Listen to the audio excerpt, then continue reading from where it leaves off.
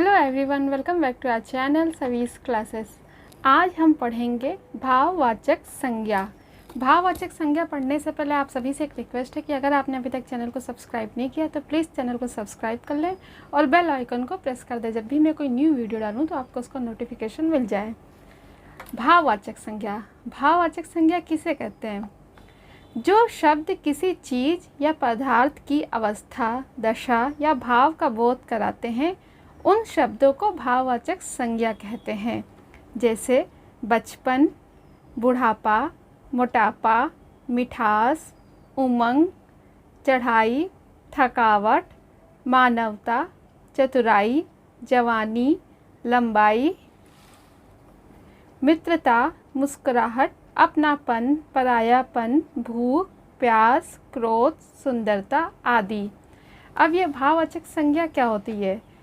जो भाववाचक संज्ञा होती है वो जो शब्द होते हैं उनको हम छू नहीं सकते हैं, उनको हम देख नहीं सकते, उनको हम महसूस कर सकते हैं क्योंकि वो भाव होते हैं, फीलिंग्स होती है। जिस तरह से यहाँ बचपन है, बचपन को हम छू नहीं सकते हैं पर उसको हम महसूस कर सकते हैं क्योंकि वो एक अवस्था होती है हम लोग की बचपन की। इसी प्रकार बुढ़ापा भी, इसको भी हम महसूस कर सकते हैं। इसी तरह मिठास, चढ़ाई, थकावट, चतुराई, जवानी आदि ये सारी चीज़ें महसूस कर सकते हैं। इन भावों को हम महसूस कर सकते हैं, ना इनको छू सकते हैं ना देख सकते हैं। ये सारे भाव हैं और भावों को महसूस किया जाता है। जिस प्रकार हम यहाँ देख रहे हैं, भारत में गरीबी बढ़ रही है। यहाँ जो गरीबी शब्द है, यहाँ पर गरीबी शब्द गरीब भाव का बोध करा रहा है। गरीब से क्या बना? गरीबी, और गरीबी क्या है? भाववाचक संज्ञा। मेरा बचपन खेल कूद में बीता। बचपन, बचपन शब्द से यहाँ पर बच्चा भाव का हमें बोध हो रहा है। मेरे दोस्त की लंबाई मेरे से अधिक है। यहाँ पर लंबाई शब्द से हमें लंबा भाव का बोध हो रहा है। इस प्रकार विकास की आवाज़ में बहुत मिठास है। मिठास, यहाँ पर हमें मीठी आवाज़ होने का बोध हो रहा है। भाववाचक संज्ञा शब्दों का निर्माण जातिवाचक संज्ञा, क्रिया, विशेषण, सर्वनाम और अव्यय शब्दों में प्रत्यय जोड़कर करते हैं। तो सबसे पहले हम देखते हैं जातिवाचक संज्ञा से भाववाचक संज्ञा बनाना। जातिवाचक संज्ञा से भाववाचक संज्ञा बनाना। मनुष्य, मनुष्य जातिवाचक संज्ञा, इसकी भाववाचक संज्ञा बनेगी मनुष्यता। मित्र, मित्रता। प्रभु, प्रभुता। बच्चा, बचपन। शैतान, शैतानी। शत्रु, शत्रुता। मूर्ख, मूर्खता। सेवक, सेवा। अध्यापक, अध्यापन। वकील, वकालत। साधु, साधुता। यहाँ पर ये सारे हमारे जातिवाचक संज्ञा शब्द हैं। इनसे हमने भाववाचक संज्ञा शब्द बनाए अंत में प्रत्यय शब्द जोड़कर। इसी प्रकार सर्वनाम से भाववाचक संज्ञा शब्द बनाते हैं। सर्व से सर्वस्व, अपना से अपनापन,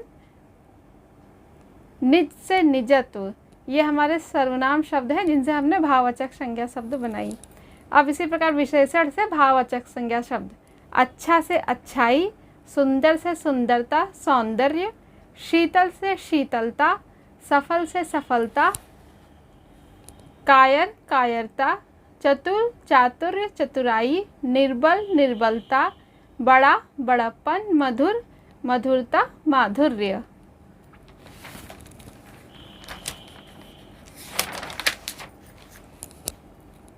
भला, भलाई। तीखा, तीखापन। निपुण, निपुणता। नीच, नीचता। ऊंचा, ऊंचाई। क्रोधी, क्रोध। एक, एकता। बहुत, बहुतायत। शीघ्र, शीघ्रता। रोगी, रोग। अमीर, अमीरी। शूर, शूरता और शौर्य। अब क्रिया से भाववाचक संज्ञा शब्द। पढ़ना, पढ़ाई। खोजना, खोज। सीना, सिलाई। रोना, रुलाई। लड़ना, लड़ाई। चलना, चाल चलन। थकना, थकावट। लिखना, लेख। दौड़ना, दौड़। लूटना, लूट। जोड़ना, जोड़। घटना, घटाव। नाचना, नाच। अब अव्यय शब्दों से भाववाचक संज्ञा शब्द। दूर से दूरी, समीप से समीपता, निकट से निकटता, नज़दीक से नज़दीकी। तो हमने जातिवाचक संज्ञा, सर्वनाम, विशेषण, क्रिया और अव्यय से भाववाचक संज्ञा शब्द बनाए। अब हम देखते हैं भाववाचक संज्ञा के कुछ विशेष तथ्य।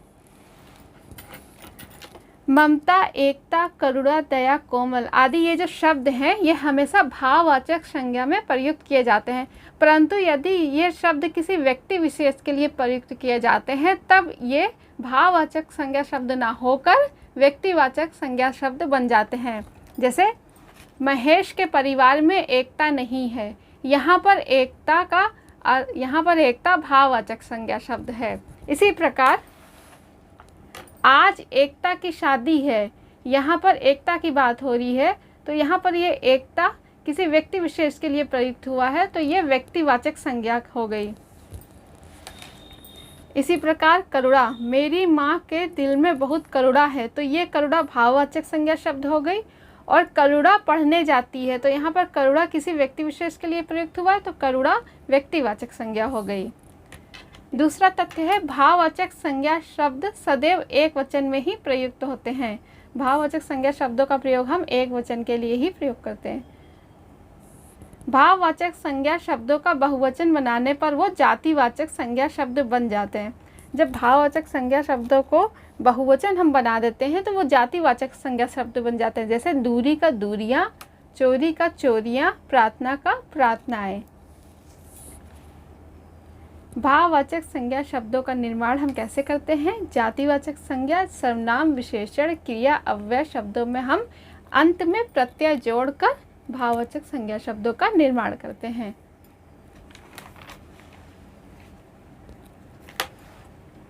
आशा करती हूँ आपको ये भाववाचक संज्ञा अच्छे से समझ में आ गई होगी। अगर आपको ये वीडियो अच्छा लगा हो तो प्लीज़ वीडियो को लाइक करें, कमेंट करें, शेयर करें, और अगर आपने अभी तक चैनल को सब्सक्राइब नहीं किया तो प्लीज़ चैनल को सब्सक्राइब कर लें। Thank you.